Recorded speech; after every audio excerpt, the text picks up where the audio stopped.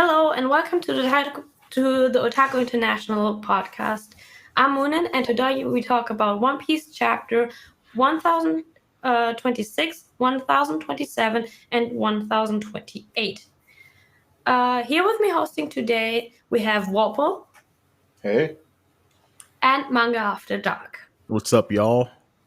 So, because we are covering 3 chapters today, I want to jump right in and talk about the first topic, which is, first of all, the cover page of 1026, which is Nami and Leo fashioning cute clothes for a Lion Cup. It was a reader's request by EB. Before we have anything, the logo, it kind of reminded me of Kon from Bleach. I'm face. right there with you. Yeah. Definitely I was looks like it's cone. Yeah. And Except what that the his hair is like not spiky, it's like flower. hmm But it exactly looks like Kon, honestly. and are we ever going to see what happened to what's the lion mink's name? Oh, Pedro, not Pedro. I know who you're talking about. His name is like on the tip of my tongue. Yeah, I'm not good with names. I'm Peckham's. sorry. It's Peckham's, Yeah, right? Peckham's. Oh, Yeah, yes. are we ever going to find out what happened to Peckham's? Are we just gonna? He was so screwed, and we just never saw him ever again. So maybe he's alive. Who knows? But I'm pretty sure we're going to see Peckham's again. I hope so. I liked Peckham's, although the Yes. last time we saw him, his costume was silly. Yes, I hope so too. Once So- again, the only thing about the cover photo I don't like is I want another cover story. I agree. I think now is not the right time for another cover story. Probably by the end of Wano. I think, in my opinion, I would say that the one that doesn't get to be Straw Hat. Like, I don't know, like we have in the community, it's that either it's Carrot or Yamato. Oda hinted more to Yamato, with Yamato saying that he wants to, or she, that they want to be travel with the Straw Hats, and I think we get the one who doesn't join in. I think we get a cover story for them. That's my prediction. What I think could happen. But also, I don't think that a cover story at this point in Wano would make sense, because it would distract too much from the things that are happening in Wano right now. Because we are at the peak of, not already at the peak, but we are right there getting to the peak of Wano. And I think it's good that we don't have a cover story right now, in my opinion. Even though I also wish for another cover story. Yeah, I just wish that he used, like, when he does give us cover stories, like, use it more wisely than we had like 100 chapters of the Lola story. Like, that was a waste of time, in my opinion. Especially when you look at all the things that he reveals in Viver cards and SBSs. Just stick them on cover stories. Like, there's so many crucial details of the story that he just ignores, and it's in the Viver cards. You could there's panel time to do this in manga space. I think both the Viver card and the SBS, I think those are also kind of things that maybe Oda doesn't think in the first place about it. Because the SBS, especially the SBS, are fans' questions, right? Mm-hmm. So sometimes he reveals them in the SBS because a fan asked. Or I also I imagine that also a part of the Viver card info that we get is also part of the questions that don't get into the SBS. But he also uses it as like an info dump, like devil fruit Yes, names or yes. bounties, especially. Like you're like, oh, I didn't give y'all the flying six bounties. Here's the SBS with all of them. Like, no, just give us bounty photos in the cover story, Sasaki, in whatever his bounty was. That's all you needed to do. Or like a devil fruit encyclopedia cover story where it's like, oh, here's the Jiki Jiki no Mi. It's translation to the Clang Clang fruit. Oh, that's kids fruit. Instead of just having like he could have done that with the cover stories I think a instead of double fruit just encyclopedia would be I cool. think with the cover stories actually, and now if I think about it, he could also like sneak in the bounties. mhm. Like make it a kind of like where the fans have to search, like look at the cover page, maybe do a fan request image, and Mhm. then sneak in a wanted poster with the Yeah, bounty of a character that is unknown. That would be so great if yeah, Oda would do that, yeah. because It'd be that way so the cool. fans have like even more to look at the cover page, Mhm. or have to look even closer to the cover page. Yeah, that would be cool. So, moving on to the first topic, we have a very small topic on that. It's that in chapter 1026, we first get another glance at the flower capital and the party that is going on at the festival. And everybody is enjoying themselves.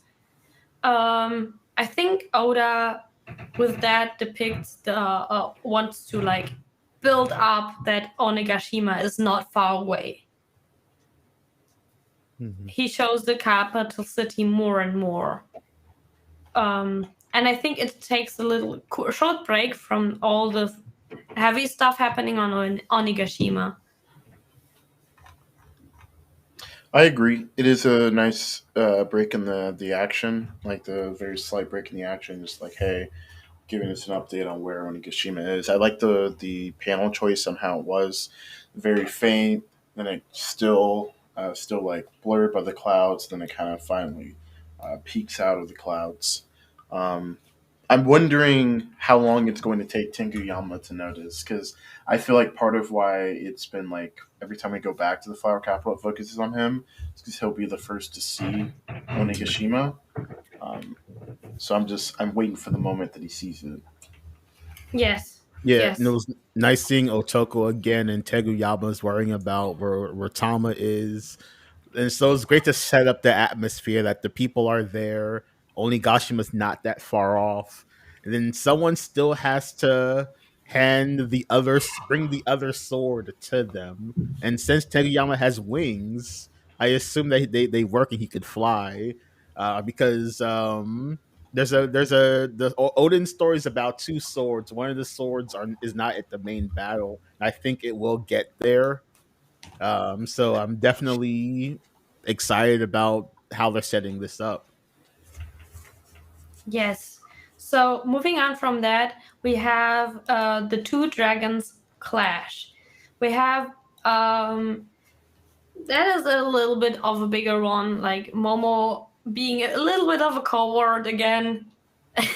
Like even though he is an adult dragon right now, he still is he still has the mind of his child form basically. But he's growing. He's definitely growing, and Luffy telling him like getting him on the right path and telling him, yeah, if you cannot like if you don't know how to attack, you have sharp teeth. You are a freaking dragon. Just bite him. Which is like, I think at that point I also thought of like child's fighting. Like children fighting, the last resort. If they don't know what to do, they bite. Yeah, I agree. I really enjoyed this. I just love when Luffy and Momo are interacting. I think their interactions together, their relationship, the dynamic between them is great. Um, Anytime you put Luffy with someone who cries a lot, I think it's hilarious. Mhm. it's pretty funny. I think this is pretty big for Momo too. I'm really enjoying it. I'm liking to see Momo finally step up and actually get the bite down. Like he went through with it. He bit Kaido instead of chickening out. I like that he was able to dodge the blast breath too. It was just a cool panel to see him like circle around it. No, yeah, like I enjoyed this part of the chapter. It was really fun. Um, I don't mind Momo being scared because even though he's 28, he still has the mind of an 8-year old, and plus it makes Mhm. it easier to have him. I still want him to join the crew, so having him still being afraid to fight despite having an adult body wouldn't mess up the crew dynamics at all. And also the little flashback he had before he bit Kaido, like that was a pretty nice touch where he was like having a flashback to when like this, we got to see on the balcony when Kaido was holding Momo. Like we got to see what led up to that point, and that's what gave Momo the courage to bite Kaido. And then like I know people are debating whether or not how much pain Kaido is in. But like sharp teeth biting down will hurt. Like it's like people think like Kaido's supposed to be impervious to like pain. Like no, like if a large dragon bites you, it should register on some level. Um, so sorry, I enjoyed this part. I agree. I think it would be a little Yes, wild I if enjoyed it Momo could too. bite him. And also on the dragon, on the thing that you said right now, like people discussing if Kaido is like incapable of feeling pain. I recently rewatched The Hobbit, and I mean we have a dragon in there too, and he is like only um, vulnerable to this. Like he still, if it gets through his scales, it's he is capable of feeling pain. Mhm. And I think like that's the thing with dragons, like they have hard scales. They're like I don't know, it's like reptiles. They are reptiles basically. And Mhm. if a reptile, for example, also like crocodiles or alligators, we can think about it like the top of an alligator that is really hard and really really durable. And even though if like something hits the alligator there and it doesn't penetrate them, it doesn't really hurt them. Mhm. But if it goes through that hard shell, they still are capable of feeling pain. Yeah. Yeah. And I mean, like Momo is a giant dragon. Like he's by by way of his size, he should have the jaw strength to actually like bite down. Mhm. Yes, yes. Um, then we see like in the chapter. I also want to shortly mention that the situation where the sky is like you see the sky, all the clouds going in and hiding the moon, and then it cuts shortly to Jack and Perospero, and how they get like basically they are happy that the mink got out of their luck. um, and we also see a short break where we see all the other people seeing that Luffy and Momo are back, and I think that's also a big to hype up for people to keep fighting, that it's still like hope is not lost because Luffy is there, Luffy is alive. That's what was said by Momo before, and it came true. Yeah, that was good, and I also really liked the boost of confidence that Luffy gave Momo, where he's like, "You just bit one of the four emperors. Like, Mhm. there's nothing else to be scared of." Yes, Like yes. that, I think that's probably like one of the first times Luffy hasn't just like thrown shade at Momo. Mhm. It's like a legitimate praise. So I really liked it. Also, Yeah. like Momo bit the strongest, or the in the one person in the One Piece universe that is said to not be able to die. Yeah, like Yeah. that's a feat. Like making Kaido scream out is a feat in of itself. But yeah, this entire I like how the part where Momo showing up to the battlefield caused more storm clouds to show up, which allowed my boy Sparrow to beat down Cat Viper. And I'm still freaked out by Jack's elephant centaur form. Um, it, like I'm still like shocked that it's at this late stage that we get the revelation that zones have no like rules to how they transform. Um, but like it shows you how strong of a fighter Sparrow is. That like without Sulong form, Nekomamushi, you ain't got no shot of beating my boy Sparrow. Um, Jack been fighting for a long time.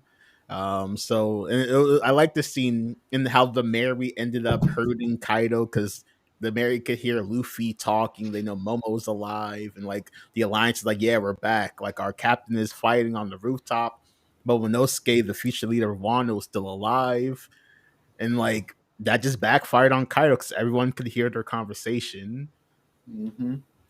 Um, I I think Jack is still putting in the work. I mean, man's been through a lot. He's pretty much soloed the whole Minx tribe back to back, and he's still up here fighting. Same with Perospero. Perospero, like I'm not the biggest fan of Perospero, but I gotta give credit where credit's due. He's definitely like he's showing up, and he's king of off-screening people, like legitimately. Yeah, He like is, and I mean, from his character, like his characteristics, he's a scumbag. But look he's a who his strong father ass is. scumbag. His father is most likely Streusen. like, True. like Streusen was out there looking at a child. Like that's still the worst part about the entire backstory. Right. But like it just shows you like the Big Mom pirates are better than the Beast pirates. You cannot convince me otherwise. Like in a if the Beast pirates pulled up on the Big Mom pirates are winning that battle. Like I agree. as like going into one like, oh, the Beast Pirates are the strongest crew. No, no, come on, no. Mm-mm. From their captain, maybe, but I'm Yeah, not sure. I might take But Big Mom in that it's battle. a like it's a I don't know, because I think maybe Big Mom and Kaido might also be even. Mhm. But from the rest of the crew, like if you see from the Big Mom pirates, you have Sparrow, you have Cracker, you have like all of the children of Big Mom. I think they are stronger than the Flying Six of the Beast Pirates, basically. Um, Yeah, the Toby Roper were a little disappointing overall. They all got one shotted. They got bodied. Like it They was got not bodied by the pretty. Straw Hats. Yeah. It was not Yes, pretty. that's the thing. But also, we don't exactly know. We only had the fight of Cracker, the real fight of Cracker versus Luffy, Mhm. Hmm. and except of that, like Luffy didn't even take a screw to Whole Cake. He went in True. it. It was kind of a sneaky mission. Mhm. I mean, it wasn't that sneaky. It was as sneaky as the Straw Hats can be. Which is I not as sneaky at all. But I want to move on to the one of the hype moments in this chapter, which is Luffy and Kaido facing off against each other, and the Minx, Inuarashi, and Nikomamushi's luck coming back by Kaido and Luffy splitting the sky with their haki. Oh my gosh, that moment. was super hype. Like as soon as we get like the speech from Luffy declaring, he's going to beat Kaido, and they go at it, and the sky split. And just lost my mind. I was like, here we are. Luffy has achieved, like, he's hit the upper echelon, splitting skies, and then just Jack in Parasparrow's face is just the like, oh shit. Yes, because they know that in their Sulong form, Mhm. Niku, Mamushi, and Inuarashi are foes that are not to be reckoned with. Mhm. Yeah. Yeah, like after 20 odd years, our boy is officially Yonko level. Like this panel signifies that Luffy is there. Like he's We at the made bottom it. of the list, but he's now officially of a Yonko caliber fighter, and that's just significant because like I know, like, can you imagine last year thinking, yeah, the Straw Hats versus a Yonko crew, that's a wash. The Yonko is going to body them. Not anymore. Listen, these last handful of chapters, the Straw Hats are officially a Yonko caliber crew. Their captain's officially a Yonko caliber fighter, and it's glorious. Like watching him go blow for blow with the world's strongest creature, causing the skies to part like it did for Roger and Whitebeard or Whitebeard and Shanks. This is big. Like this It is is. one of the biggest moments in the series. And then just see the bad luck continue for Jack and Peril Sparrow. They played with their foods, and then Jack even said, "Oh, in one more hit, I'm gonna fall." And then And and he then he came. just gets the one hit, and he's on the ground. Um, Pour I one do, out for my boy Jack. yeah. He's never had a named attack in the series. Yeah, it's bad. Disrespectful. It's bad. But I'm sure the anime is going to flesh this out. He's going to get some named attacks in the anime. I'm sure of it. But the ending part of this chapter was perfect, in my opinion. It made our boy.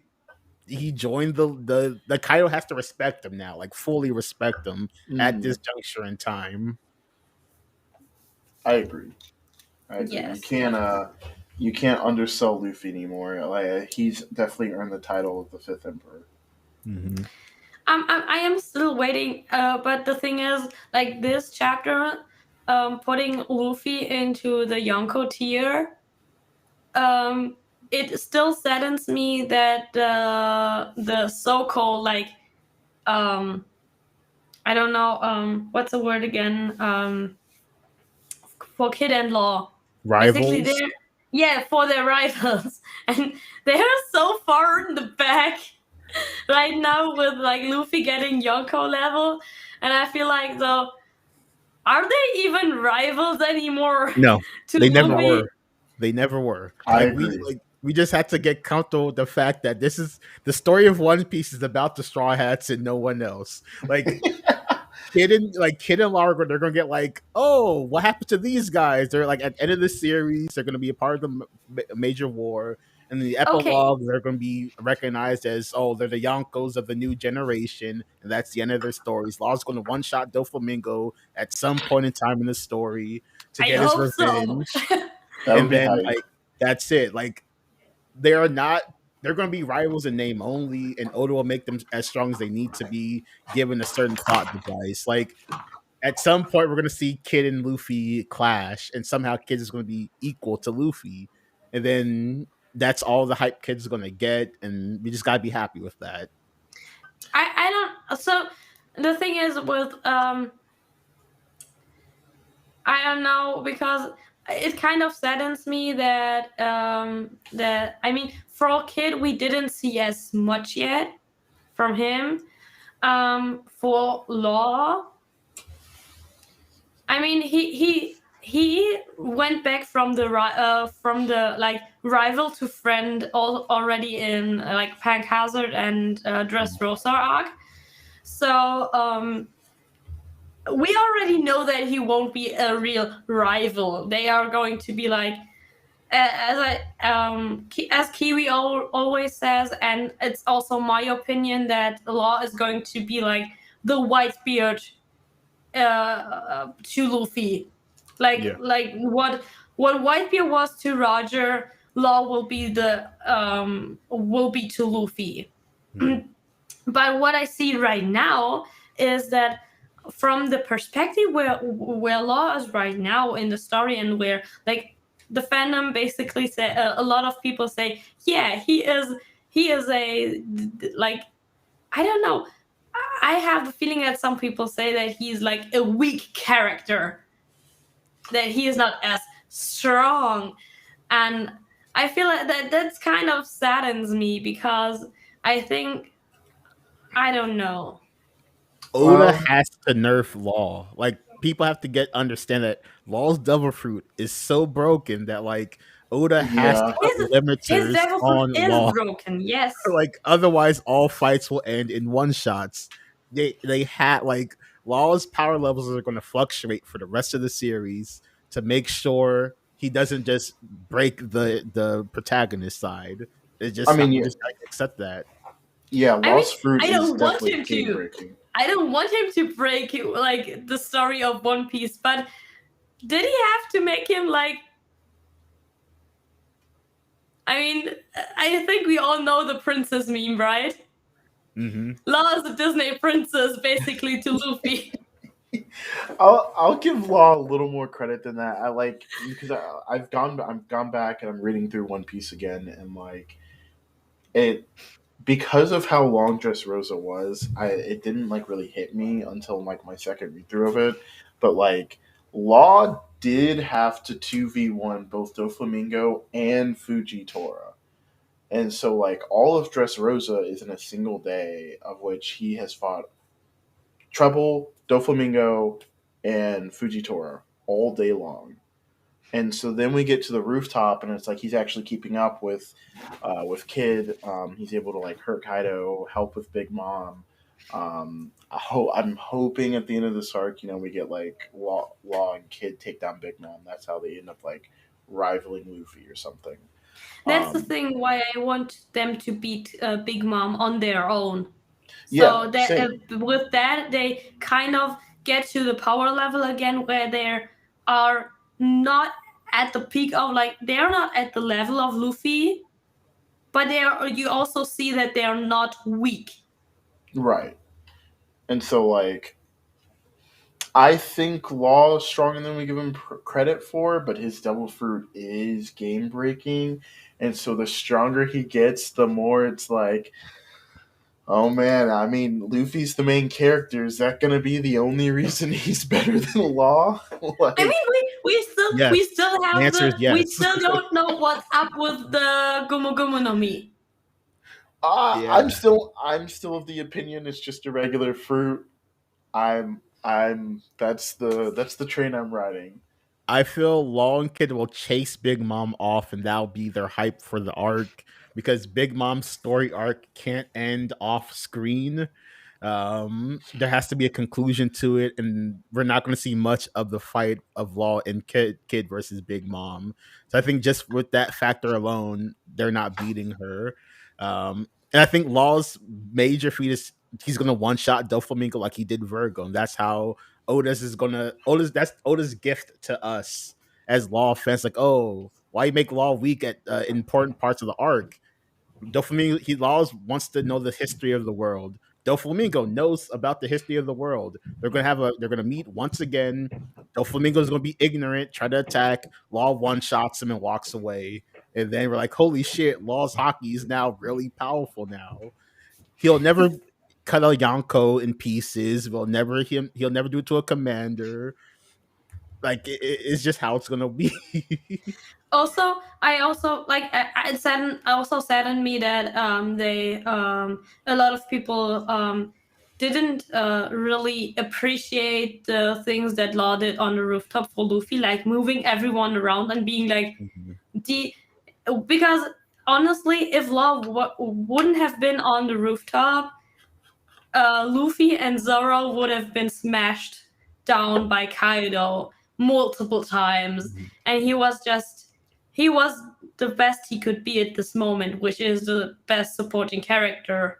Mm-hmm. Okay, but because we get into this too much, let's move on to the next. I think like the end of the chapter, which is Nikomamushi and Inuarashi one-shotting Perospero and Jack, and then we still have what everybody predicted. He is still alive. Ugh, The kill it. Orochi. Kill it Yeah, with Orochi fire. is still alive. This should be his last head, his last life. So that's why I think Teguyama's going to bring the sword up to them so Hiyori could cut the last head off because her story arc needs closure with Orochi. So either Hiyori's going to kill Orochi herself or someone on Hiyori's behalf is going to fight Orochi. And that's how he's going to lose his last head and die. So wait, Orochi has been killed 7 times. Yeah. 6. Yes. So As of so right it, now. the thing that I said earlier, when like the last time when somebody cut off his head, when I said I think Orochi is like he has 8 lives. I think that's true. I don't remember how many heads he has specifically. I was confident he had 1 left. It could be 8, so 7 have been cut off. But yeah, it's the background behind his devil fruit is the 8-headed serpent. Mm-hmm. okay, then yeah, he's So had it 7 should cut off. be that this should be then, if he has been killed 7 times, this should be his last head. Yeah. Fingers crossed. Someone please end my suffering. Just kill him. Just kill him. Right, just get rid of it, man. The anime only viewers just got to that moment where Kaido cuts off Orochi's head, and like my girlfriend was shocked, and the whole time like I didn't tell her that he's gonna come back, but I was just like, I remember reading that chapter, I was so happy, not only because it was like wow Kaido actually did that, but like finally someone killed it, like get it out, kill it with fire, get it away. The thing is, when I saw that moment, I was like, as if he's dead. He isn't dead, because every time his death was depicted like this, he came back. Right. So this is, I knew exactly that this is not the end. Mm-hmm. Orochi is coming back. I just want someone to end it, please. One more life. I will take fodder to off end. screen and do something. I think everybody wants it to end. Okay, so now that we have chapter 126 is done. Let's move on to chapter 1027. And there we are starting off with the cover page again. We have Roger Roger gleefully running from a lion whose face he scribbled on. The reader's request was by Toshikiya. I liked it. I didn't notice the first time around that Shanks and Buggy were in the background and it climbed the tree. But I think this is just cute. This one's super cute. Yeah, typical Roger behavior. The goat, always appreciate when they put the goat on the cover panel. So I like it. The thing is, what I think was kind of cute was that it also showed more of the childish side of Roger, because his dream, his real dream, is the same as Luffy's, and everybody laughed about it. So it has to be a childish dream, right? So it shows a little bit more of Roger's childish personality that she should have, and the also like Rayleigh saying Luffy reminds him of Roger, and like a lot of people who knew Roger say like Luffy reminds him of Roger. Yeah, I think it's good. I also like how benevolent God Emperor Bucky-sama is being, allowing this lion to escape his presence by climbing the tree. It's pretty based that he wouldn't smite some creature like that. I mean, you see him laughing. He is gleefully running away. He's having fun. He He is. He isn't is. afraid of the lion. I mean, we are talking about Roger. If he really wanted, he could like stay there and like one shot the lion. He could. He could. And I mean, Buggy is right there. God Emperor Buggy Sama also let the lion go. Like, Okay, getting into the first real topic, we have as we are already talking about Roger, we have the comparison of Luffy splitting the sky is comparing when Whitebeard and Roger fought against each other. That like they are putting Luffy and Kaido on Roger and Whitebeard level, which is like, oh god. Yeah, as you said before, Luffy is finally he is a Yonko level. this may be one of my all-time favorite panels of Luffy and Kaido just standing there with the sky split above them. It's perfect. It's actually just like this is epic. Yeah, like I just can't imagine like from all the pit like a month ago he was fighting Katakuri, and now look at him now. Like his level of progression has always been impressive, and to just like be at this moment where he's standing across the current highest bounty for a pirate in enemy territory, like it is magical. It's just magical. It is. So moving up from that hype moment, we have um Momo. We are focusing also a little bit more on Momo and Yamato again, where they first of all, even though Yamato dodged or allegedly dodged the Thunder Bagua, they got hit and they got hurt. So it's basic. I think it's the same thing that Luffy did with like the shackles, like the advanced hockey that is like the outside shell that you cannot see, even though you don't physically hit the target, they still get hit. Mhm. I think it's that. I mean, it makes sense that Kaido is is able to do this technique because like he's super strong. And moving on from that, we have Yamato and Momo going on their like own mission or their own goal to stop Onigashima. And then Yamato saying like Onigashima is crumbling, which is a sign that Kaido is getting his strength is weakening. So everybody like everything that happened until now, it did damage on Kaido.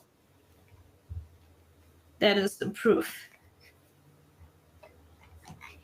Um, yeah, it's pretty cool. I think Luffy calling Yamato Yamabro is a double edged sword. Does not bode well for Yamato's chances of getting on the ship.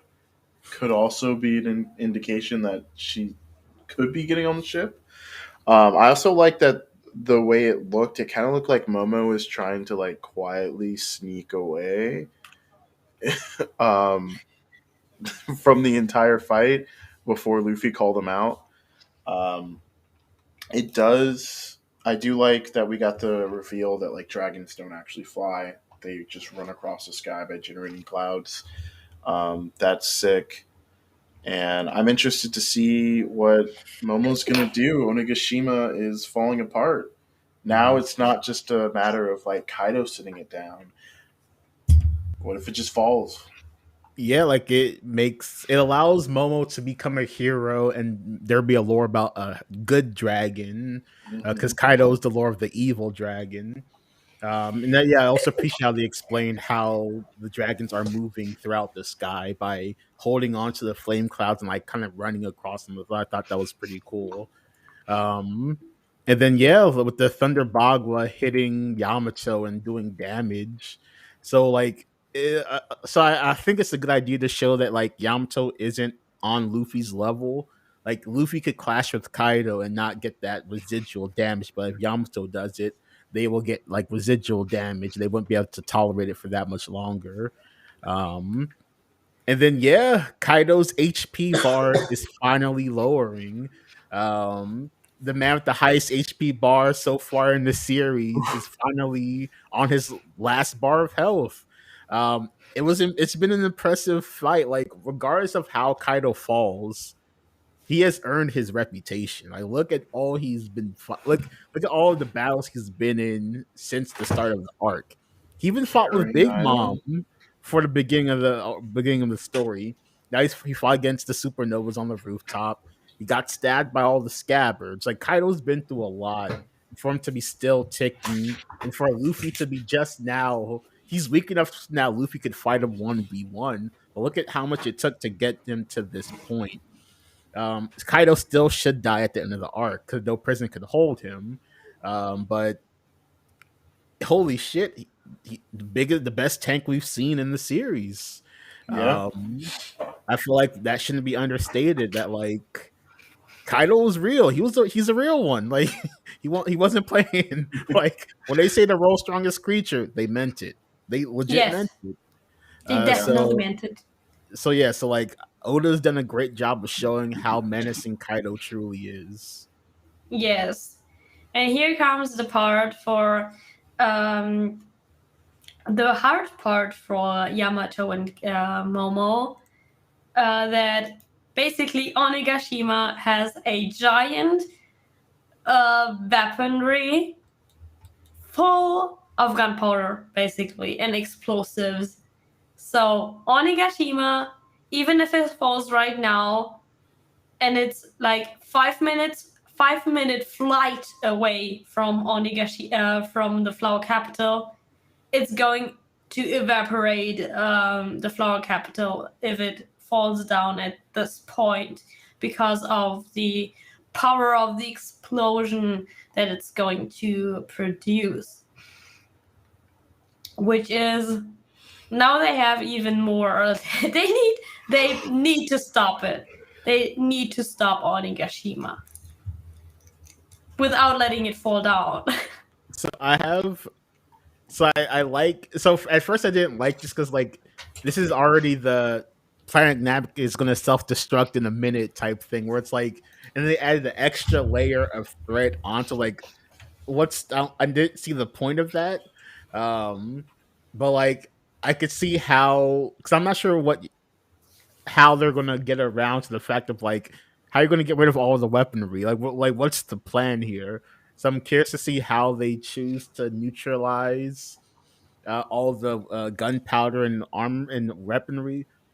Uh, but like I kind of have an idea about what they could do with it. So I'm really curious to see like if Momo stops Wano from falling, where does this plot point go?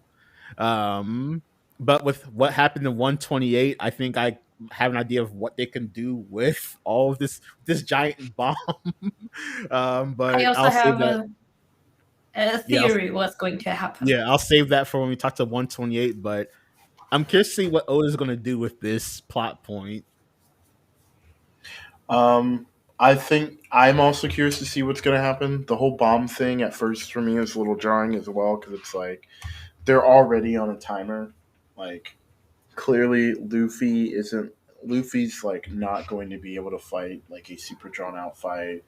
Neither is Zoro. Neither is Sanji. Like everyone is tired at this point.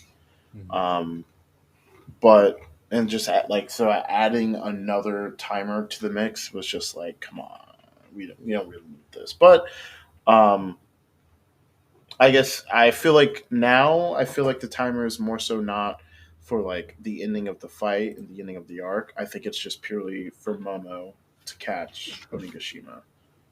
Ow! Stop it. Sorry. You're good.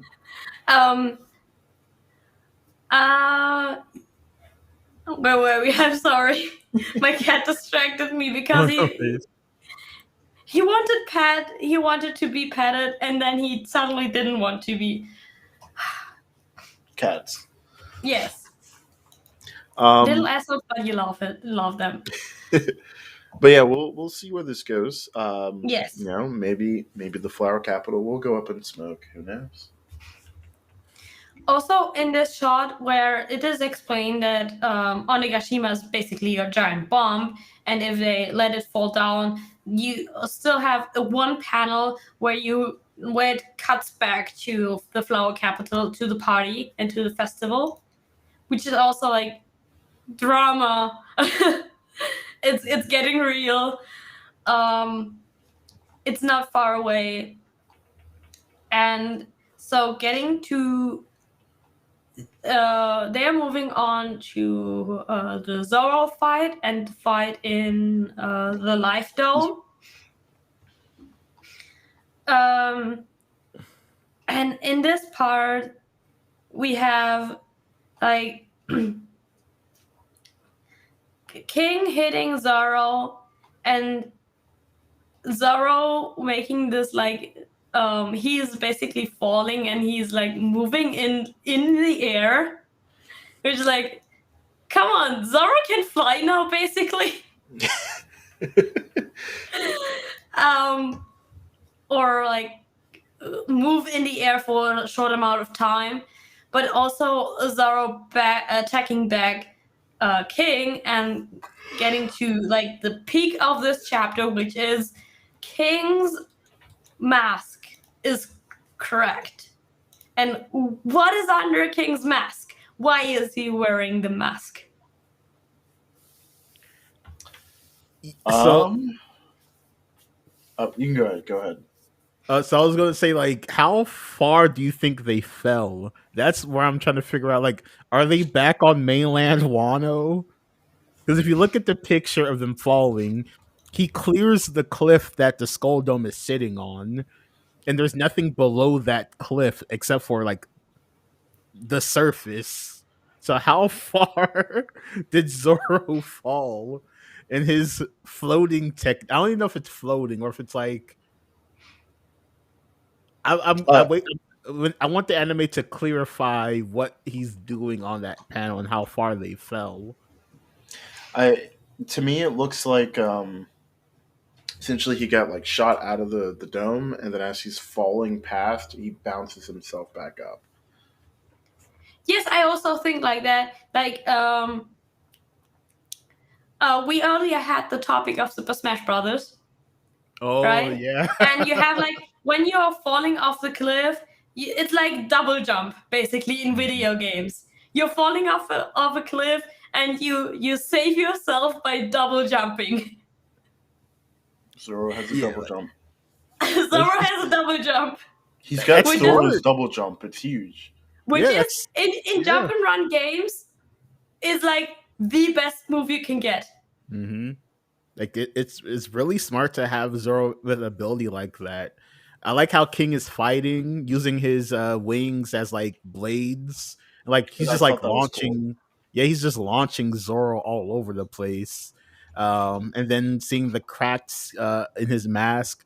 So like either he's gonna look like a familiar character, because like that's the reason why I could think of to get someone a mask, like because they look like someone else. But I'm not sure who. I'm not. Yeah, I'm really curious to see when the mask breaks. What's it going to reveal? That King has swirly eyebrows too. Like, what are we gonna?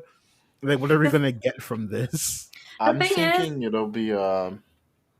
He probably has like a slave tattoo on his face or something. That's the thing, because like he is. It is basically it is hinted that it's another race like the Mhm. race that was living on the red line before Marijoa existed, or like um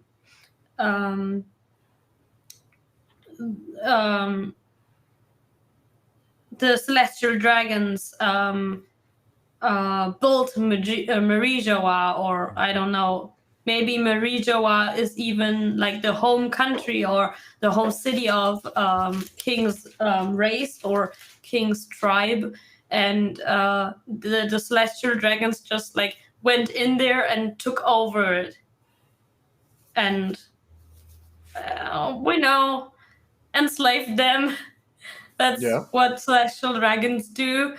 They did their stuff, and I don't know, maybe, or but the thing is that we may get a character that is looking similar to another character, would also be interesting. I have no idea which one it could be, but maybe there is something else. I feel like it would have to be a new character. Um, 'cause I also can't think of anyone where it would be like this huge revelation for us, where it's like, who have we met that we haven't seen in a while that would hide their face? I That is have an on the Peace idea. Pirates. I have an idea, but I don't know if it's like confirmable, because we have the Sky people, Mhm. right? The Sky Island people, and in the Anaru cover story on the Stones on the Moon, we see more than one race. And since like King's race is also an ancient race, maybe he is one of the other races that are depicted on the poneglyphs on the moon, or on the hieroglyphs that are depicted on the moon. Very possible. We were talking about this on the last podcast. King has two sets of wings. He's got his pterodactyl wings, which span from his arms, and then he has his black angel wings, which are like his wings. That's the Those thing. they have nothing to do with his fruit. Maybe that has something to do with the Sky people and like the ancient kingdom, and like the ancient races that come from the moon, or came from the moon. Yeah, because his wings resemble the same as the Skypeans. I guess that's how we would Yes. say it. He's got the same kind of wings, except for his are black. Mm-hmm. So I do think they're probably related. All at the end of the day, I hope this just means we get more NL. You know, that's my biggest hope out of this. Yes, we all want Anaru back. I think we all want Anaru back, right? Yeah, absolutely. He's definitely going to show up end series. Yes, I can't wait to have him back.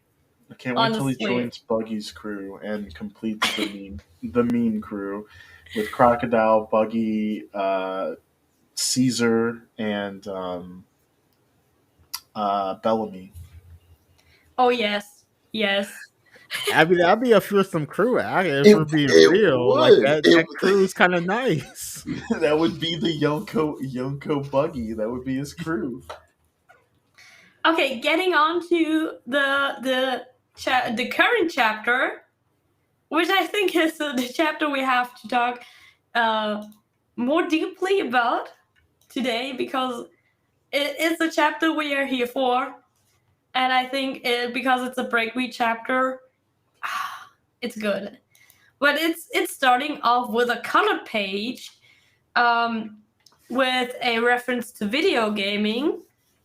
And Manga After Dark, you said it before, that it kind of reminds you of Super Smash Brothers, because we have some franchises that are included in Super Smash Brothers, like Jinbei as Mario, Frankie as Donkey Kong. We have Luffy as the guy from Street Fighter. Yeah, we have Zoro as Link. Then we have Vopo also explained that Robin, because we didn't know Robin, remembers of a Capcom game. Morgana Yeah, from I'm Morgana, trying to remember and which Capcom game that is. we thought maybe that Sanji is maybe, if we stay on the like Super Smash Brothers thing, we could say that maybe Sanji is Metroid, the Metroid character, but I don't know. Could be. I think maybe it could be more than that. It's kind of hard for me to say. And I also don't know Brooke and Chopper. Mhm. So if you have suggestions, or if you know who those characters should depict, please write it in the chat. I would love to know that. Um, I'm not that much of a gaming person, so I don't think that I get all of it. I mean, I know most of the mainstream stuff. Okay. So, but I like that Oda included like a video gaming reference. Mhm. Right there with you. Um, it is Morgana from Darkstalkers by the Darkstalkers. If anyone was curious, Darkstalkers, the Night Warriors. Um, but I really enjoyed this. I thought it was cute. I spent a while looking at these characters, trying to figure out who's what. Yes, it took me all. It Yeah. also took me a while. I But mean, yeah, the obvious ones you get like right mhm. away with Mario, Donkey Kong, and Link. Link. Yeah, I thought Yeah, Oda did a really. I think this is pretty enjoyable cover page. Jinbei looks hilarious. Yeah. He looks so silly. Yes, yes, definitely. So, getting into the chapter, we uh, in the first part of this chapter, we can see a little bit more of the P0 and the world government's involvement into Wano country, um, which is like, I mean, we are talking about Rabluchi, and that they cannot take like we in the first panels we get a phone call between like the ZP0 and the world government, and they are checking in what is happening at Onigashima right now. And we also get to know that the world government already sent ships, marine ships, to Wano country. In case Kaido is defeated, they are going to claim Wano country. They going to rip off Wano country's independence, and they are going to take Wano country as a country of the world government. Then we have what is actually also kind of nice is that we get the numbers of the pre-battle, 30,000 versus 5,400, and the current stage where we are at, it is 12,000 versus 8,000. So we have how it also shows how the battle turns out or is progressing. And the last uh, part of it, we see Roblucci commanding to capture Robin, which is totally makes sense because already the world government and ZP9 was already set on Robin in Water 7 arc and in Annie's lobby. And it makes sense for them to not let loose of Robin because she is at the key character to get to Lost Tale. Mhm. Yeah. I really like this. felt a little odd that we got like the hard reveal here, or I guess reveal of Lucci being in CP0 because we already knew that. Um, I do like that the world government is not just hanging out. They're not just focused on the Shichibukai. They're doing a lot of things at once. One of which is trying to go to Wano. My theory is I think the Big Mom pirates are actually going to be the ones to stop the Marines at the door essentially. Um, I did enjoy that we got the numbers pre battle versus present. Helps keep things in track. Refresh the reader on like where we're at, how things are going. Beast pirates are getting their asses handed to them. They are taking like a fat L right now. Um, this whole segment was cool. Is it just me or has Lucci's beard changed? He's got like part of it hanging down now. Mhm. Um, Yes. I also think Brooke is going to be the one to fight CP0, not Robin. She's just going to leave it to him. Our skeleton boy is going to 3v1. So like I really enjoyed the start of the chapter. Any chapter with the goat Rob Lucci in it is a great chapter. Um, I think it's smart for the world government to send a CP0 there to monitor the situation. It never made sense why Kaido let them in there, but it made sense for the world government to send reinforcements in case I Kaido falls. I think the reason CP0 is there is part of where they get their the Beast Pirates get their money from is Yeah, they sell Sea Stone to the world government, and that's why but like CP0 is there. I would never let them like they're inside of Kaido's home base. Like you should never let them True, get that close to you just on some like I'm still their enemy. Like they don't really But like me. you know the saying, keep your friends close. Keep your friend enemies even closer. It's true. And I like how they gave us the numbers update. Um and then that like the fact that we see Kaku and Stussy is with them. So I always believe Kaku we're getting Skull. getting a Luffy Lucci rematch. I didn't think it was gonna be this soon. But I think Oda's gonna give us that rematch in the next few arcs. So Yes. I feel like Lucci's gonna chase the Straw Hats to their next destination, setting up a confrontation where it's like, all right, let's see who's actually stronger. Um I think Brooke is probably gonna stall some of the CP0 agents. But I believe that the bomb in Onigashima is gonna be how they get away. Because Oda's not gonna let the world government take Wano. Wano's gonna stay independent. I think how they're gonna do is that after everything is done, they're like, holy shit, there's a bunch of marine ships surrounding us. Hey Momonosuke, can you lift the island and just launch it over to them? Like how Fujitora brought all the rubble to Dressrosa to stop the pirates from catching the Straw Hats. I feel like Momonosuke is going to lift up Onigashima and drop it in the water, and the explosion is going to stall all those marine ships. So I think that's how they're all going to get away. But I loved the start of this chapter. So yeah, I also love the start of this chapter with CP0. Um, I also think that I hope to get a rematch between Luffy and Lucci. Um, I don't know if they are going to. I don't if they're going to be able to capture Robin. If we get like a next level Enies lobby again.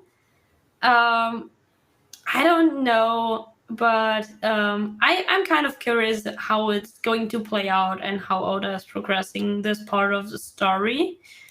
Um, moving on from that, we see that a little section of Robin and Brooke in running around in Onigashima trying to get like fighting beast pirates, and then we cut to a whole like a big shot of Onigashima floating in the skies, and we see Momo alone.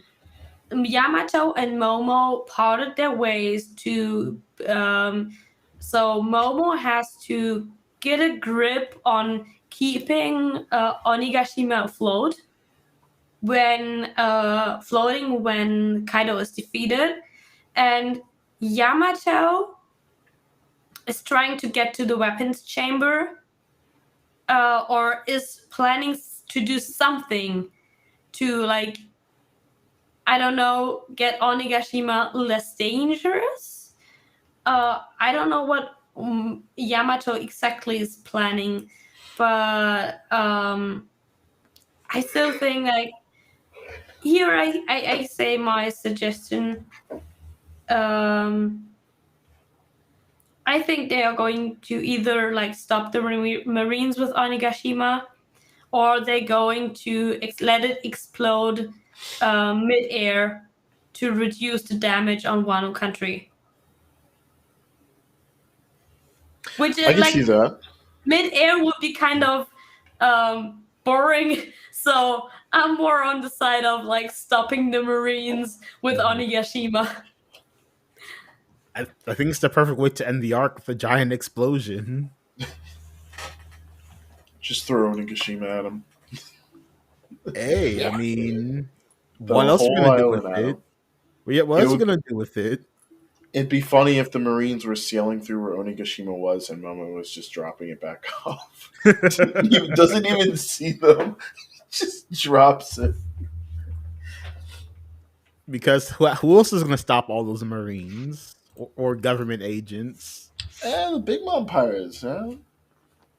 They are hanging out. They're not on Onigashima. Well, the thing is, um, if all the if all the strong Big Mom pirates are at Wano country, who's protecting Whole Cake Island? So Yeah. I don't think that, like, the major people who are able to beat that many Marines are on Wano country, Well, or are they left there. Katakuri at home. I know. Yeah. Yeah, Katakuri, Strusen.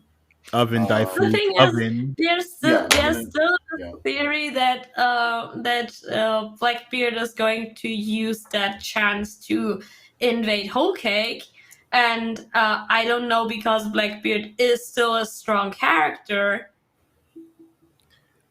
Yeah, like Oda, they need to do more with the pony glyphs and deciphering them plot line, because that's a glaring plot hole. We got a bunch of characters wanting the same goal, but none of them are actively pursuing the goal. You need pony glyphs. You need to know how to read them. None of the characters other than the Straw Hats have a way to solve that riddle. But do y'all Oh, subscribe to the idea that the CP0 agents are also the kids Big Mom was hanging out with when she was younger? That's the only I've way I could not. see. the So if thing you look at is, the designs of the CP0 agents and you compare them to the kids in her flashback, there's a lot of similarities. So people are saying, like, oh, because Mother Caramel was selling kids to the world government, that the CP0 agents that are sitting in the room are from that little daycare center that Mother Caramel was running. I could see that be a plot point where it's like they help Big Mom jar her memory, but like they have never mentioned anything about Big Mom.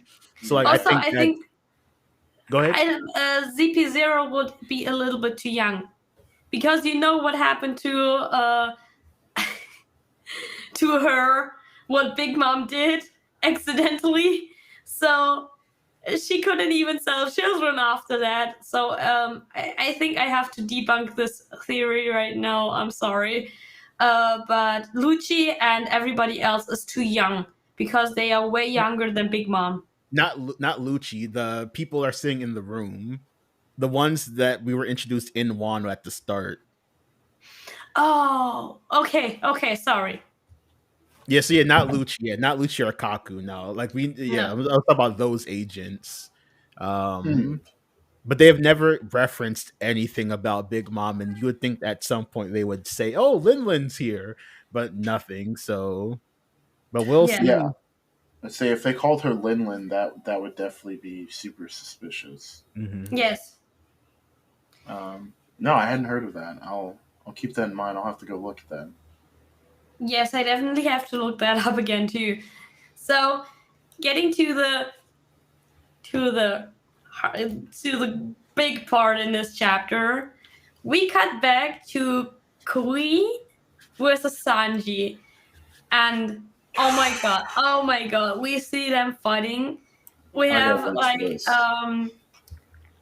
Queen hitting, aiming at Sanji, Sanji dodging and parrying all his hits basically, and then we have like Queen wants Sanji to use the red suit, so but Sanji is refusing because, I mean, come on, Sanji's family is not the best, and he's still kind of against Germer 66. But then we have him saying for several chapters now that his body is feeling weird. And then we get like, I don't know how Queen did it, but his body is kind of, yeah, his form, his serpent form is kind of hilarious. How he can like shoot out of his own body. I don't know how he does that. I don't question. Yeah, But he's also kind of stupid calling his own attack while he doesn't want it to be like that. I mean, I thought Queen would be smarter than that, but apparently not. And then we have, while in a serpent form, Queen breaking Sanji's bones, several bones in his body. And when Queen's main body is attacking his serpent form because like Queen is stupid and is calling this attack without while he wants to explain it, which is like the major villain move. Explain your evil plan or your evil attack, and you get it strikes back at you instantly. But then we have Sanji being like with his broken bones, and suddenly his bones are repairing themselves, and then we see Queen trying to strike Sanji with his giant sword on Sanji's head, on his cheek, and the sword breaks, and Sanji awakening the Germa 66 power. What? Sanji is becoming like his siblings? Oh my god. I mean, like, we expected this, right? Like, ever since we found out about his family, we've all expected this moment to happen. Yes. It was hype at like I didn't like how Whole Cake ended because Sanji didn't get a resolution with his family, and like I won't use Germa technology because I hate Germa, and now he's using Germa technology without any type of familiar like all we needed was a panel of Judge and Sanji talking, say, hey, Judge, like, yeah, my bad, your mom was right. Like, something like how Gara and his dad had some type of conclusion in the Fourth Shinobi War. All we need is something small like that, and then this moment would have to be more impactful. Because now we're gonna have Sanji being afraid to use his abilities that he got from his family that he doesn't like, but yet he'll still need to use the like. We don't need to this plot point to linger on. It should have ended in Whole Cake. Sanji should have gotten some type of resolution, and then moving forward, it's okay that he doesn't have to like always hate the fact that like, oh, I won this fight, but my bones repaired, so upset. I don't need that plot point for the rest of the series. But like, holy shit, the execution was great. This is one of the best endings of a chapter I can remember in a long time. Queen is amazing. Like, Queen is the gift of this arc. Like, Queen is the phenomenal character. I can't wait for this to be animated. Um, for all shortcomings that the Beast Pirate has, they optimize the zone fruits to a level we've not seen in the series. Look at all of these amazing zone users and what they've done with their fruits to make them useful. I cannot serpent form, what the hell? Like, I laughed out loud. This was amazing. I loved how this chapter ended. Um, I love the fact that Sanji's durability is no longer an issue. People like Virgo will no longer crack his legs. So like now He's a fully fledged commander level fighter. He has a commander level durability. He'll probably just use the raid suit to finish Queen off. So like I really enjoyed how this chapter ended. I'm mostly on the same page. I like the stuff with Sanji. Um, I think his resentment towards his family. We'll probably get the resolution of that either this arc or the next one, where Sanji kind of have like comes to the conclusion of like, well, even though I'm like them, we are related. I don't have to be like them. And so having this power, I can use that for my family, for my friends, people I care about, while not, being scum like the rest of Germa. I'm hoping we'll get that resolution shortly. As far as Queen goes, thanks Oda, I hate it. Um, I literally had I Pikachu face along with Chopper and Marco and Ijo. Like I also was like, what is happening? I'm so confused. Uh Queen is something. He is something all right. I agree with King. I feel bad for King actually. He is surrounded by degenerates. The thing is on this, like I think the execution made me hyped up, Mhm. but also at the same time, I was like, he Sanji already got the raid suit as a power up, and I also thought like Sanji's point was that he is the normal one in his family, and he is still as strong as them. And I kind of now with this reveal, I'm kind of hyped up for Sanji being like strong and being like that strong and going getting to another level where he can defeat the commander.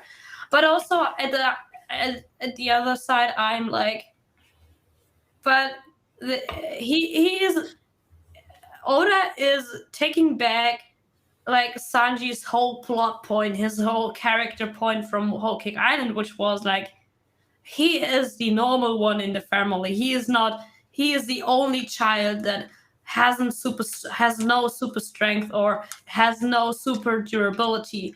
He is the ordinary guy who still got strong, but on his own accord. I think I think it's possible that this was intentionally done by Judge because, like, remember Chopper and Luffy couldn't open the raid suit, but Sanji could, and I think it has something to do with maybe like Sanji's DNA, like maybe the raid suit canister like only registers to Sanji, so Sanji's the only one who can open it, and because he put it on, the raid suit was like, oh well, let me repair what your mama did to you essentially, and that's why Sanji's body is starting to feel weird, where it's like, yeah, now you're getting the superhuman feats that your siblings had. Yeah, like that's why I'd preferred if they had come to a resolution at the end of Whole Cake, where it's like they had a conversation, they aired out what needs to be said, because his brothers kind of made peace with him when he snuck the raid suit in. They saved him. There still needs to be a conversation between Sanji and Judge about all that's happened. Someone's going to have to explain Sanji what's happening. So I assume we're going to run into the Germa again at some point, where something like, all right, this is what's happening. This is how you can control it, or maybe he figures it out on its own. But I would really have hoped that they this plot point wouldn't be a plot point this much longer after Whole Cake. Like we shouldn't be going into a new arc with the same like, oh, I hate my family, but I'm gonna need that power to protect my friends. Like that should have ended. The thing is, I don't know. I mean, that Oda is dragging that plot point to this extent. Um, you know, I kind of understand Sanji's thinking that he doesn't want to use the raid suit. But Sanji is like, I don't like that he is like, okay, um, I hate my family. I don't know. I don't like what they do. or like my father, because he kind of had a come to terms with his sister, at least, Mhm. kind of. Um, but also that he is like, I hate the rates. I also hate the rate suit. Because it's a product of his father, or a product of his family. Um, I think that he is. I kind of understand it, that he's in this in between thinking of hating it, but also I would rather like it if he would be like, okay, I don't like my family, I don't like what they do, and I don't really like his necessity to use the red suit. Like, he needs to use the red suit to protect his friends. I think that plot point doesn't make sense. I don't know. I would rather like it if he would say, okay, I don't like this, what my family did, but I'm going to use the red suit because it's a good use, and I already have it. Nope. For me, that Yeah. would make more sense than like, oh, I need to protect my friends, and I don't. I'm too weak to protect my friends without the right suit, Mhm. which basically Sanji isn't weak at all. I don't know. I don't like this whole like development in this direction. I also think that it would be better if like he would come to terms with this, like with the use of the red suit. I think Yeah. we'll get there. Yeah. At some point, we're gonna get that moment, but I wish it had been like earlier. But I have to head to class, so thank you all for having me. Yes. I thought this chapter was great. I gave it a 10 out of 10. I loved every moment of it. So hope y'all enjoy the rest of the live. Yeah, have a Thank you good that one. you just rated the chapter, because that would have been my last real quick question. So thank you for joining us today again, and go on, head to your class. I don't want you to be late. No worries. All right, peace Um, out, everyone. Have Goodbye. a good one. So, getting to us. What would you rate the chapters? Real quick, we are going to rate 26, then 27, and then 28. What is your rating for 26? 26. I would give 26. I would give like a solid 8 out of 10. I really like the chapter. Good setup. Um, like I said earlier, with I love seeing Luffy and Momo on screen together. It's always great. It's a good time.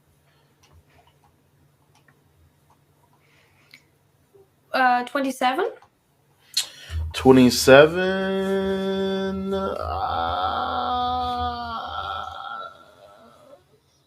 10 out of 10. I'll give it to it. 27. I like the setup that we got. I like the little mystery that we're getting with King as far as like what's behind the mask. Um, I like seeing like part of how he fights, like the way he uses his wings. That was really cool. Um, Getting the new move out of Zoro, the clear land, seeing the midair double jump, that was also hype. Um, seeing seeing Momo's finally, he's by himself and he's trying to hold Onigashima up, and I thought that was really cute. Um, it was a really good chapter. I liked it. And then I guess for this one, I liked everything except for Queen. Man, Queen aside, the giant meme in the room. This one was definitely like a solid like 8 out of 10. It was also a really good chapter. We got a lot of information in it. Even though Queen looks silly, I'm enjoying getting progression for Sanji. I'm enjoying seeing the fight actually pan out. We're getting moves thrown back and forth, skirmishing. It's really nice. Um, yeah, it was good.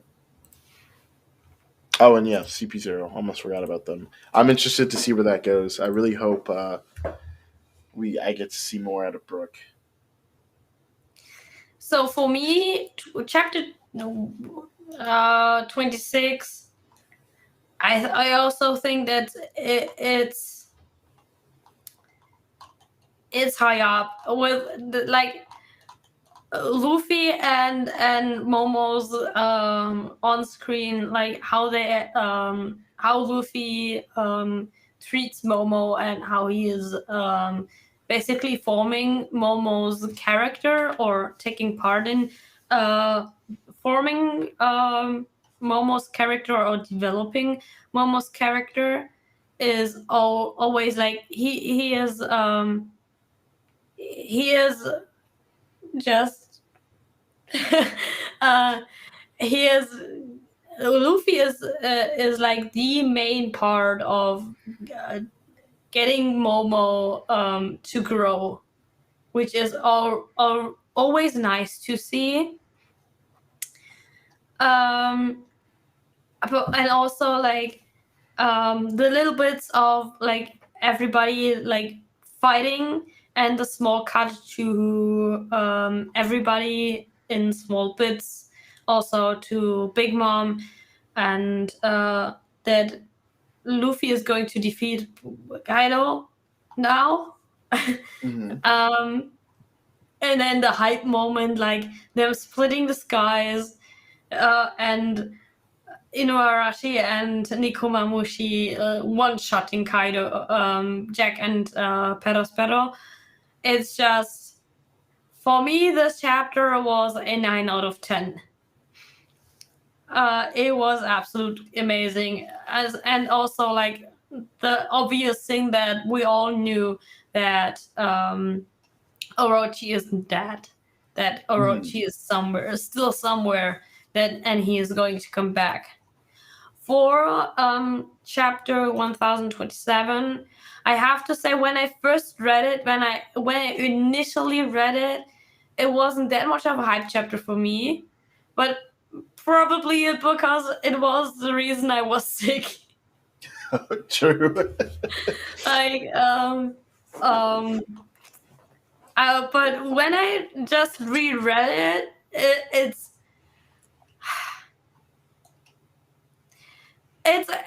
basically it's a solid 8. It's a solid 8.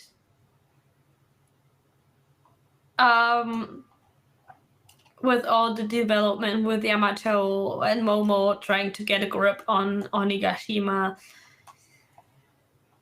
and especially like Zoro's double jump. Yeah, Clear Lanes was awesome. Yeah. For chapter 1028, I would also say it's a 9.5 out of 10. Even though I have to give a half point, the subtract a half point for my thoughts on Sanji and Sanji's character development in this part, but and it's only half a point, not a whole point, because of the execution, because the way Oda executed it, even if I don't agree to Sanji's character development, the execution was so hype that I overlooked it initially, and I was like, oh my god, I want the next chapter, which is, I mean, we have a cliffhanger for the break week. Next week is break week. We have a perfect cliffhanger. It's amazing. Just now. So now we read about One Piece. All of the chapters we now finally are caught up. I hope it stays that way. For everyone in the chat, please ask us questions. We're going to start a little Q&A section. It doesn't have to be a One Piece. You can also ask us about other anime, manga, manhwa, or webtoons that you have questions about, or you want our opinions on. On One Piece, I already saw while we are talking about the chapter. We had, I think, a question that is: do you think Sanji's red suit will be enough to be queen? Which I have to say, absolutely yes. Especially with the development on chapter 1028, where we have like the Sanji awakening his siblings' powers, or the Germa 66 powers, which is like the super strength or super durability. I'm in agreement. I think both pieces were needed. The raid suit, well, Sanji, even though Sanji was refusing to put it on, I don't think he would have been able to beat Queen without it. Even putting it on, I think his biggest issue still would have been that like Queen's just hitting too hard. So I think combined um, with the this power up plus the suit, I think Sanji's going to take this W. Yes. So then we had another question on Robin, which we kind of got a little bit into it. It is from Edgar Luvian. What do you think about Robin getting kidnapped again?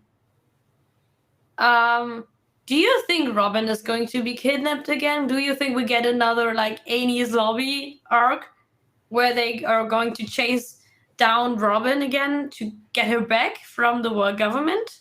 Or even, I don't know, Big Mom, because also Big Mom wants to kidnap Robin. Mm-hmm.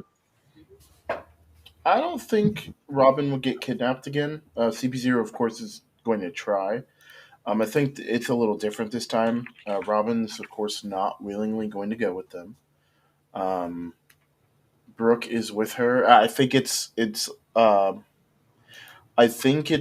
little bit of foreshadowing that in the same like breath of which where they're like, yeah, make sure you capture Nico Robin, and then the very next panel is Robin being like, "Hey Brooke, you're so dependable."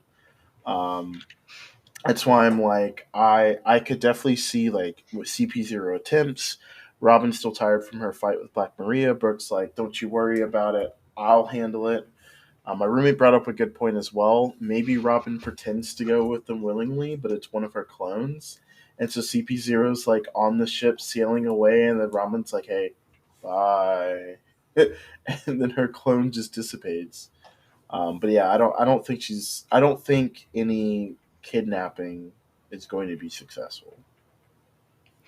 Yeah, I also think that they are not going to, like, no group, neither Big Mom or the CP0 will be able to kidnap Robin, because as you said, the Strides are way stronger now. They have more people to protect Robin. I think also, like, as you said, I mentioned like Robin stating that Brooke is so dependable. I think that Brooke maybe plays a role in protecting Robin. Even though Robin is, as in my opinion, she is a strong character on her own. Mm-hmm. We have seen it that she actually is very strong. And also, I don't think that the repetition of a arc that is like close to something like Annie's Lobby would be boring. It wouldn't benefit the story of One Piece. I think it would hinder the story, so I don't think that Oda plans something like that. Especially since we are at the point where we are in the story, where we see like Luffy is getting to Yonko level. We have Sanji and Zoro both stating the same thing. Like Sanji and Zoro finally agreeing to each other in one thing, that after Wano, when Kaido is defeated, that they are very close on getting Luffy to be Pirate King. So I don't I think you can feel that Oda is getting up the speeding up the story or making everything a little bit tighter to get to the end, or to progress the story a little bit faster. Even though we're in we over like Wano is now the biggest arc, but you can feel like there's in this arc there's so much character progression for every Straw Hat, and the power jump Luffy makes in Wano from like when we get out of Wano or Whole Cake Island, Luffy was nowhere near. Feeling like Luffy was nowhere near the level of a Yonko. But now he is about to defeat a Yonko. So the power jump they made is huge. I mean, in Whole Cake Island, Luffy had kind of problems to beat Cracker, who is only who's only a commander of Big Mom. So not even her top commander. Yeah, not even top commander. And now Luffy is taking on a Yonko, and Zoro and Sanji, or like the Straw Hats, are taking on the Flying Six, which are the top commander of the Beast Pirates. So I think the progression that is made in Wano kind of feels like Oda's really wants to come to an end with One Piece and kind of wants to wrap it up for Luffy to finally go to Lost Tale and find the One Piece. I mean, we get a whole arc after that. Yeah, but I think that's I think Raftel's probably like next 2 arcs. I could see us having one more in between it and Wano.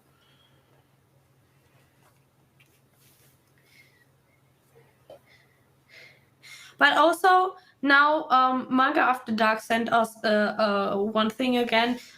He sent us the similarities between the Sheep House, like Caramel's children, and ZP0. Yeah. They do have kind of similarities, actually. He is kind of right. A little bit. But also, what I think about like them trying to capture Robin in this part, and the similarities, that Brook might be able to use his power again, like his soul power, that he's going to mess with I don't know what about it.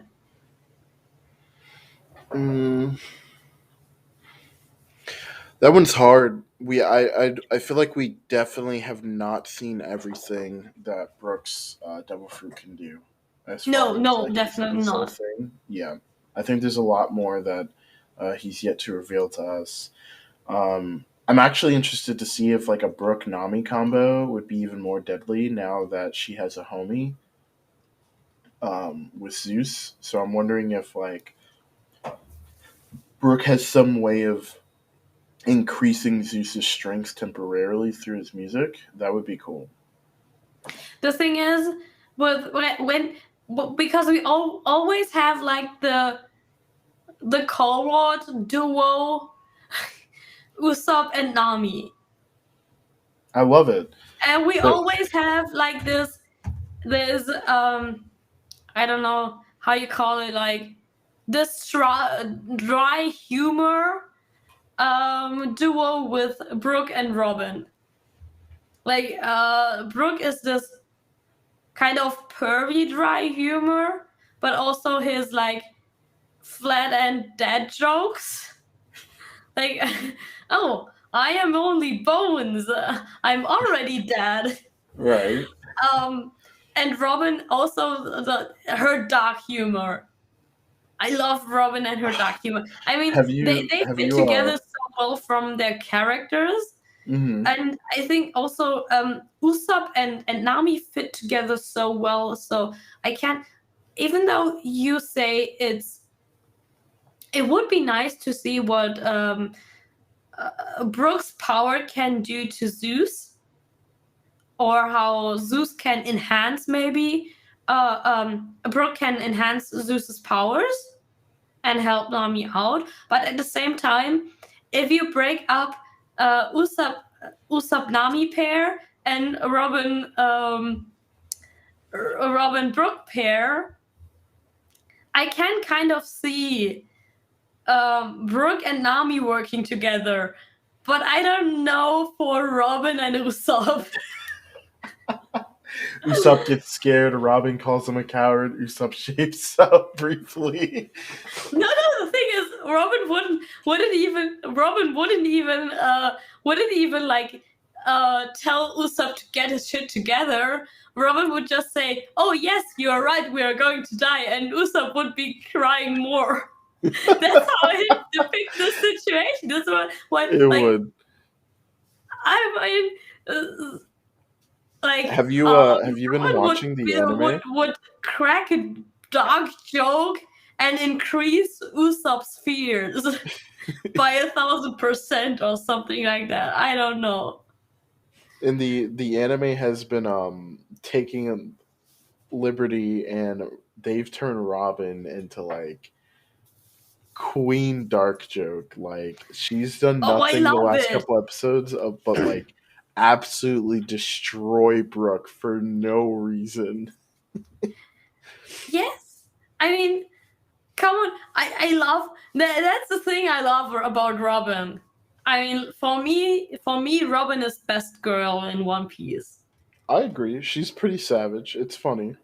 Because the reason why in my opinion, like for me, Robin is best girl is because I have a really dark humor, and that's like Robin. I can kind of picture me as Robin, like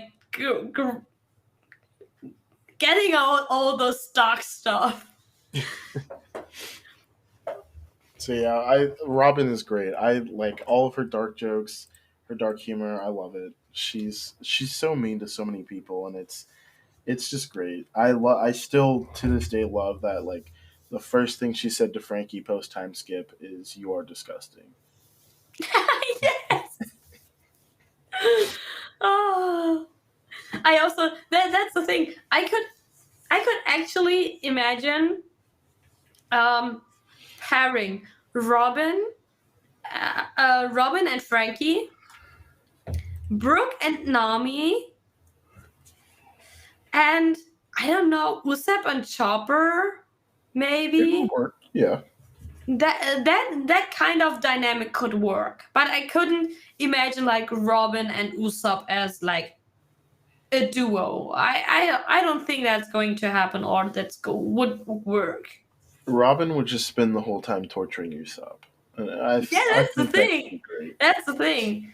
And Usopp would believe everything Robin says. And we're like, oh Usopp, don't look left. Here comes Blackbeard or something. Yes, and Usopp would absolutely freak out. Right? So I think we don't have any more questions. Do you have anything you want to add or um, to say on this? I don't know, on One Piece or on any other anime manga. Anything you want to add? Um Not on One Piece. I did finish Kingdom and Chainsaw Man recently. Highly recommend for anyone who hasn't read either of those. They're both really good. I'm so behind in a lot of series.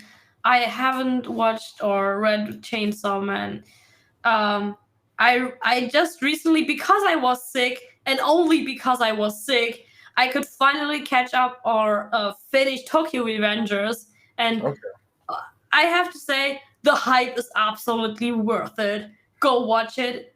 Tokyo Revengers is so good, and the first season ends on this major cliffhanger, and I I want to know how it's going to progress after the All right. first season. All right. All right. So yeah, Yeah.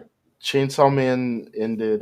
Part one ended, and it wasn't a cliffhanger, but it was good. Like it ends, and then it's just like, now that you've told me that was just part one, I want more. I want so much more. Like, where's the rest of it?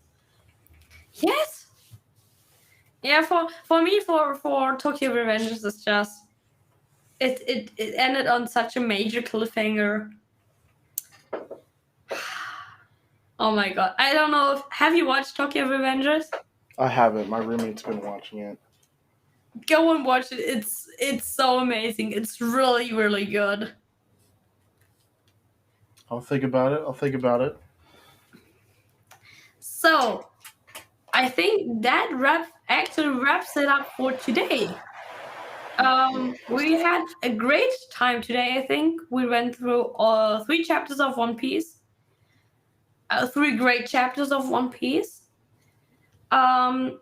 So for anybody out there watching, we have still have other podcasts aside from One Piece. We cover Black Clover, talk about Black Clover every chapter. Like today we did with One Piece. We make chapter reviews on Black Clover on Mondays. We put out short videos on our opinions on different anime, manga, manhwa, and webtoons on recent topics, recent hype anime. So please consider watching those videos too. Um, Next week is break week, so we won't have a One Piece chapter review next week. We are going to get into it again at chapter 1029. Oh God, we're almost 30 chapters past 1,000. Oh my God. Yes, it's crazy. It's crazy. Unreal. And also I this week I had like all of Twitter and Instagram was just filled with like, yeah, episode 1000 of One Piece was dubbed in Japanese, and was like the producer was finished, and I was like, it's 1,000 episodes of One Piece. That's crazy. I know. Oh, my mom is starting Whole Cake Island soon. Nice. We also got I don't know if you knew it, but Chris from the Discord is also he started reading One Piece. Yes. He is still in East Blue Saga. Okay. That's But all he right. also He's got a finished- ways to go. Yeah, he has a long way to go, but he already finished Baratier. Okay. So All right. he already had this major Zoro moment. Zoro's a big moment with Mihawk, and we are getting there. We're getting there to the people of One Piece. Heck yeah. So, also, if you want, we have a Discord. If you want to discuss your favorite anime, mangas, manhwa, and webtoons, I don't know.